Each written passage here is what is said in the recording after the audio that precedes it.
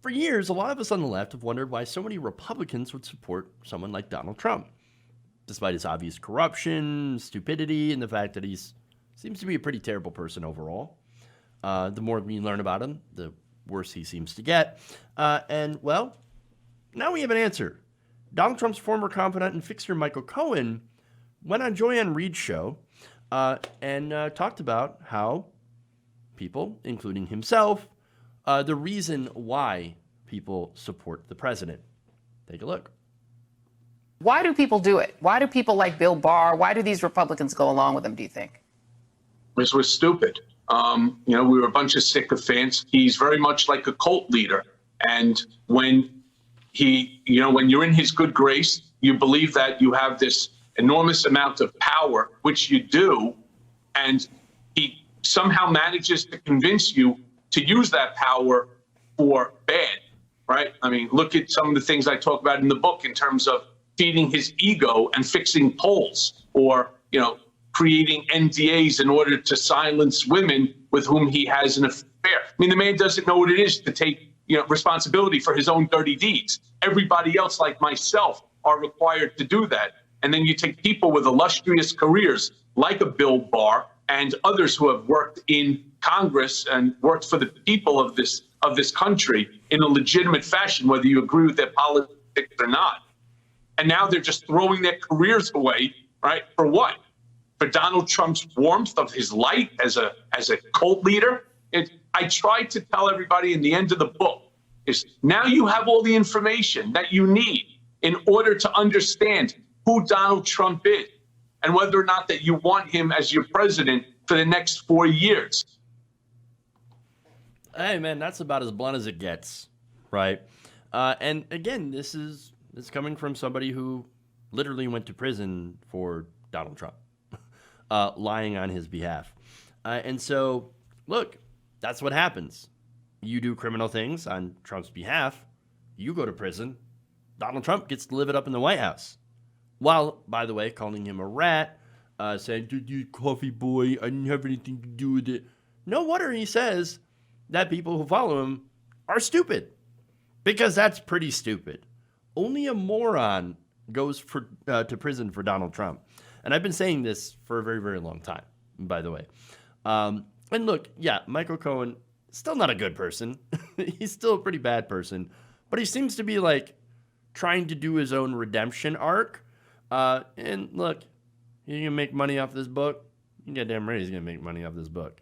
But at least, I think in some respect, he is being honest, calling himself an idiot.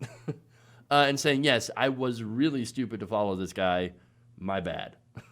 And by the way, gave away the ending of the book. But that said, as far as Trump is concerned, we know he's transactional. We know that if you do something for him, it's possible he'll do something for you, but only if there's something in it for him, right? And so basically, as long as you're useful, great. But once you're not useful, he's done with you. You're going to get thrown away by like yesterday's garbage. And that's, again, exactly who this guy is. And yet, why do people follow him? It's not just the fact that he's stupid, right? Or they're stupid. It's also the fact that Donald Trump is a very charismatic person. He is a natural cult leader. And again, that's what I've been talking about before.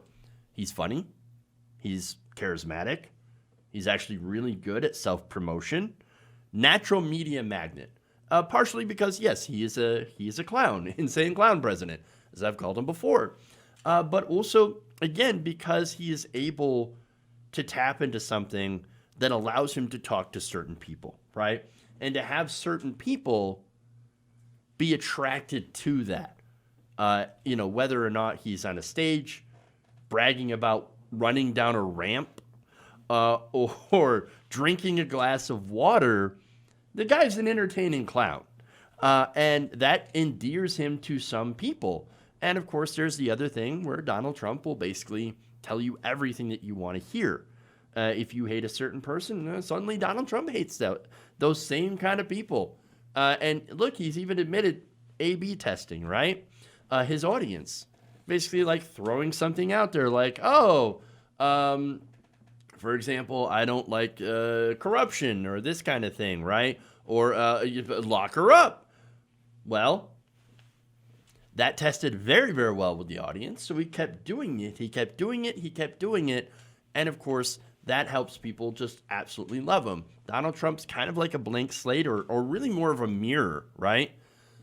Where you will project onto him and he'll beam it right back in order to get that adulation, in order to get that support, in order to get that love, right? And so there's that, okay?